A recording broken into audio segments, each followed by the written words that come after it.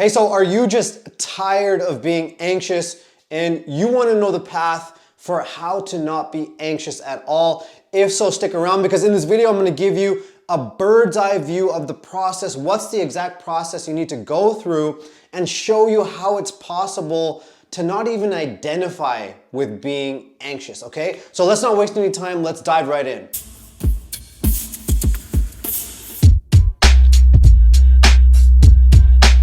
So if you're new to my channel, welcome. My name is Rubin and I help individuals eliminate their anxiety attacks and social anxiety. So if that's something you struggle with, hit the subscribe button and be sure to hit the bell notification so that you can be notified of when I release helpful content to help you along your recovery. And I also want to give you the opportunity to access our free training. It's incredibly powerful. It's going to show you the exact 4-step system that we use to eliminate your anxiety attacks and social anxiety completely. So make sure you stay until the end and I will show you how to access that free training. Okay, so let's dive right in here. Now, to not be anxious at all, okay? To move from being tired or being anxious, coping with it, right?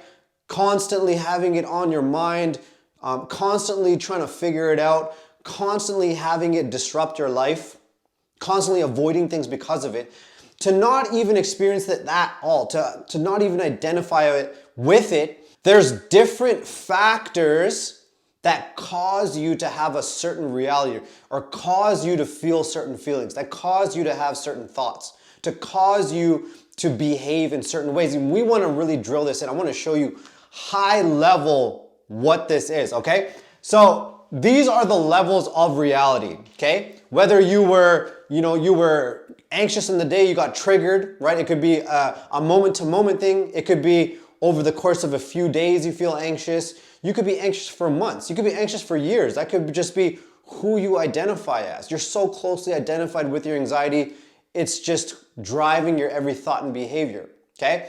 Now, these are the levels, these are the factors that cause you to have these experiences in your life, okay? Anxious experiences. Now, number one is identity, 2 beliefs, 3 emotions, 4 behavior. Okay, I'm gonna break these all down for you. Now, identity, the reason it's ranked number 1 is because it's the biggest bang for your buck. It's the biggest shift you can have instantaneously to make shifts or make progress in your anxiety, okay? But it's the hardest to implement. And here's what I wanna explain to you, okay? So what do I mean by identity? Identity is essentially your core beliefs of who you think you are, okay? Like what makes you unique as an individual? That's your identity, okay? And how we form our identities is we have an inner observer, if you will, that observes what we do. We form an identity according to what we do, moment to moment, okay? So for example, you'll notice that if you're constantly, let's talk about social anxiety in particular, right? You go into a group and you're just completely on edge. You can't talk to anybody. You can't calm the nerves. You're just completely nervous, okay?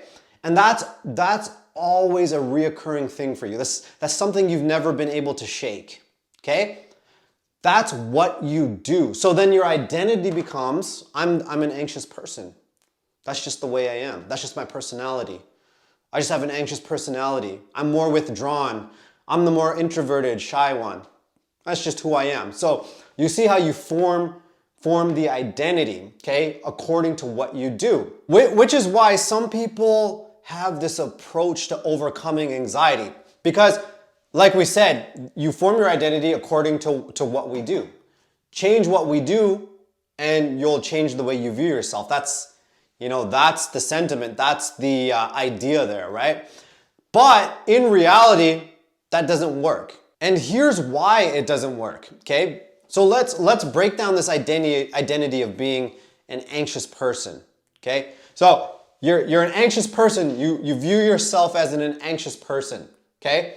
So there's beliefs that go along with that. This is the next level. You have beliefs like if you can't stay calm around people, or you can't stay you're always anxious, on edge around people, the belief underneath that driving is that your people aren't safe, or people are mean, or there's something wrong with me, or I'm such a weirdo.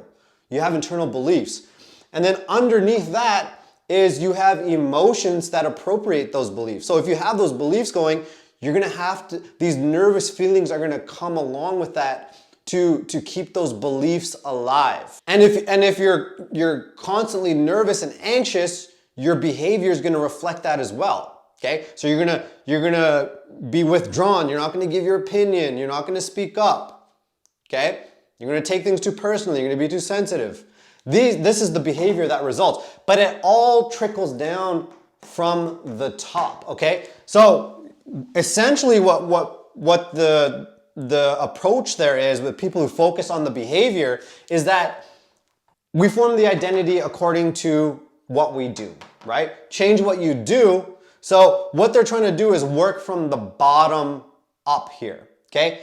But that is extremely difficult with this form of anxiety, because especially for social anxiety, and I'm gonna explain this to you, if you have such a fear of being humiliated and judged, and because of that fear, your emotions, the third level here, your emotions are gonna be so dysregulated. They're gonna be so intense. You're gonna feel so anxious that it's gonna be to the point where your mind's going blank. Your voice is shaking. You're embarrassing and humiliating yourself. You're stuttering. You can't even hold a conversation because of these emotions, and they're so high, right? So you try to fix it at this level, but the emotions, they won't let you. So if you try to work the bottom up, you're gonna get stuck here because the emotions are gonna be too intense. And then what are you gonna do? You can't do the behavior. You're gonna feel ashamed, hopeless, discouraged. And then what do? The new behavior is you're gonna start avoiding things. So this is not the level at which you wanna tackle this problem. So what we do in our program, Trigger Free, is we work at this level, levels 2 and 3, especially the emotions. The beliefs are a big part, but especially the emotions. Think about it. If we can get that emotional regulation down so you're not so nervous, right? If we can take a look at where all the anxiousness and the nervousness is coming from, and we get that down so you're not at risk for your mind going blank, you're not at risk for your voice shaking, right? You're not at risk for feeling completely disconnected and in your head, okay? If you're not at risk for that, and that doesn't happen in your interactions as you take the action, right? You behave in a different way. If your mind's not going blank and you're not constantly scanning the environment, scanning yourself with such high self-consciousness, scanning the other person, you're hypervigilant, right? If that's not within your behavior, because the emotions are down and they're regulated at a comfortable level, then you automatically take on that new behavior, because naturally as a human, you're naturally meant to connect with people, okay? So you default into this new behavior, and then your identity shifts automatically as a result, because the behavior is different. So if you feel like you're trying to recover and it feels like you're on this constant hamster wheel and it's like it takes all out effort and you're not getting results, you want to go up a level. You want to go up a level in these levels of reality, because I'll give you an example. If you, let's say somebody has a drinking problem, okay? Somebody has a drinking problem, and then what they do is they focus strictly on the behavior, okay? So this is what happens. They'll focus on the behavior, and a lot of people, they'll take a lot of pride in this, like, oh, whoa, I stopped drinking, I just white knuckled it, like I'm amazing because I just stopped, that's how much willpower I have, right? So they change the behavior. But the problem is they end up what you call dry drunk. They don't actually change the personality. They don't change the underlying emotions, the shame, the resentment. You know, all of these things, they don't change what's driving underneath it. So what do? They just switch out the drinking, Maybe they become workaholics, right? I had a conversation with a therapist one time. She was saying it's very common. Stop drinking and then go super hard on running a business. She had some clients who did this. Go extremely hard on a business because now they have all this freed up energy, and what they end up doing is they become ultra successful with this business, but still just as miserable. Why? Because they didn't do anything about the emotions. They didn't do anything about the shame, the resentment, the trauma, the anxiety that was actually fueling the behavior. So what did they do? They just swapped out the behavior. You know, I had a client who was talking about he was talking about, oh man, I did no FAP and I stopped it and that's why I'm anxious. And I said, it's not the behavior. That's not the reason you got anxious again. It has nothing to do with the behavior. It has to do what's underneath, what's driving the behavior. And so this client, he doesn't have these personal relationships in his life. He doesn't have these connections, these friendships that he wants. So what he did is he just swapped out NoFap, right? And he just replaced it with video games. But the problem is he's still not taking action where he should. He's still not reaching out, doing the friendships. Why? Because there's a fear. There's a complete fear of intimacy. There's shame, feeling like unlovable, unlikable. That's underneath it. So if you can't shift the behavior, go up a level. So picture this. Picture a version of yourself that doesn't have anxiety. If you can visualize this version of yourself that doesn't have anxiety, he doesn't even identify with those types of thoughts and feelings and nervousness, right? Or think about somebody who just doesn't have anxiety. Just they never had it. They never had to deal with it. They were never socially anxious, right? Think about that person and you will see that his beliefs, even up a level from emotions, that person's beliefs about himself and about people are different than yours, okay? So if you're walking around on edge, maybe you have the belief people aren't safe, people are assholes, okay? That other person who doesn't have those thoughts and feelings, his beliefs are probably, oh, I love people. People are interesting, you know? People, or thoughts about him, beliefs about himself, like, yeah, I'm a likable, cool guy or whatever. And so that is why that if you even go up to the belief level, you will change the emotions that you feel moment to moment. Okay? So for example, that really confident person, you know, his nervousness and the emotions he feels, he doesn't experience them. They're not even on his radar. He's not even thinking about being humiliated or embarrass himself. It's not a part of his thought process, his feelings, you know, his psyche, if you will.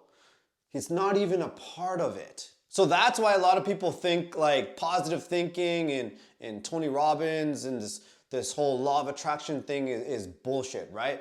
But the reason is because when they visualize and they visualize this version of themselves, the emotions are too strong. Or they start trying to behave in ways acting as if, you know, as that confident version, they can't do it. Why? Because the emotions, this level here, the emotions and the beliefs as well. Don't get me wrong, the beliefs are huge. But this level in particular is the key. So think about it. If you were anxiety free, would you need to use breathing techniques to constantly bring yourself back to being grounded? You know, would you need to distract yourself and go for a run? Oh my God, I'm so anxious, I'm gonna go for a run. I'm gonna go to the gym to get rid of this anxiety. So if you were truly in that space, in that version of yourself, you had truly locked in that new identity, you would not exhibit that behavior. And you're probably thinking, yeah, no shit, but I am anxious. Exactly. And that's why you need to tackle it at this level, okay? You need to see what's driving the behavior, what emotions are fueling the entire thing. Once you can see the emotions that are driving the behavior, you can shift the behavior but into a behavior that serves you, that makes you feel good about yourself, that connects you to people, that makes you feel whole, right? Not like the alcoholic that is feeling shame and resentment, so it just covers that up with more workaholism. You don't want to do that, okay? Because remember, your inner observer, when he sees you doing that behavior and just overcompensating, taking compensatory action to overcompensate for something, yeah, he's still a shameful guy. Still got all these resentments. You know, he's watching, your inner observer is watching what you do. And the same goes for social anxiety. It's like exposure therapy. So if somebody was truly anxiety free, would he go sit and expose himself and face his fears constantly? No. Because again, your inner observer is going to observe that you're doing that you're constantly exposing yourself and facing your fears. And then the identity is, this guy's not confident in himself. He's not sure of himself. He's not comfortable in his own skin. Okay, so I hope that gives you this roadmap, this overview, because I know when you go online, there's all of these techniques and viewpoints and everything, but I hope these levels of reality help you see where it fits in, okay? Where you want to place your focus. And if you're focusing heavily here on changing your behavior and trying to think positive and these things and it's not working for you, go up a level. This is going to be the most important because emotions, 100% hands down, they're the biggest driver of human behavior. Everybody thinks they're taking part, going after something or behaving in a certain way to get something external, but it's not. Everybody is just trying to either avoid feelings or wanting to feel something as a result of that behavior, okay? So always go to this level. It's the most important. Once you do that, once you see what's driving the behavior shifts way faster with way less resistance, and then that's when your inner observer takes a look at what you do, what we do, and shifts your overall identity. And that's when you don't identify with being an anxious person. And when you don't identify with being an anxious person, your beliefs will shift. The nervousness, the emotions you feel on a moment-to-moment basis will be different. The way you conduct yourself in groups or conversations will be completely different, okay? Everything changes. Okay, so this can often be tricky. So make sure you check out that free training I was talking about. I'm gonna link it below the video. Check out the free training. It's gonna show you the exact process to shift the emotions, right? Shift the nervousness, eliminate the anxiety or the nervousness completely, or at least get it down to a really low level where you have no problem shifting your behavior, okay? So check out that free training. You can also follow me on Instagram for daily content inspiration. And we also have the Facebook group if you have more questions, you wanna join the community, great group inside there for more support. Okay, so thanks for watching and I will see you in the next video. All right, see you later.